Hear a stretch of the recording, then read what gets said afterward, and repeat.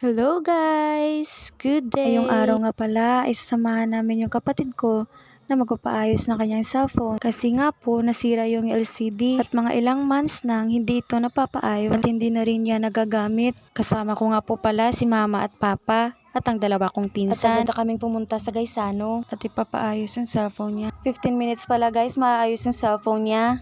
Kaya nagpaiwan muna si Papa, ang kapatid ko, at ang isa kong pinsan. Kami naman ni Mama at ang pinsan ko ay hindi makapaghintay. Kaya naman, punta kami muna sa bilihan ng mga tuwalya. Sa iba't iba pang mga gamit. Pero hindi naman bilhin. Tingin-tingin lang po pala kami guys. At ako naman po hindi nakapagtiis. Hindi paglalaruan. Yung travel neck pillow. Kaya naman si Mama napag-isipan naman umakyat. Nga po, natandaan yung ipinagbili ng kapatid ko. Nabilhan siya ng school supplies. Hindi na nga pala na-videohan yung pagbili ng supplies. Kasi nga po, maraming tao. At nahihiya pa akong mag-video. At pagkatapos, ito naman si Mama ay nag-grocery na. Maya nakipagkita na si Papa, kapatid ko, at pinsan kasi ko. Kasi nga po, naayos na yung cellphone. Uuwi na sana kami guys. Itong si Papa, sinabihan kami na nagugutom na siya. Kaya bago kami umuwi, kumain muna kami. Ang in-order nga pala namin guys ay batchoy at porboy. At sinamahan pa namin ng soft drinks. At sa nakikita nyo guys, si Papa pala.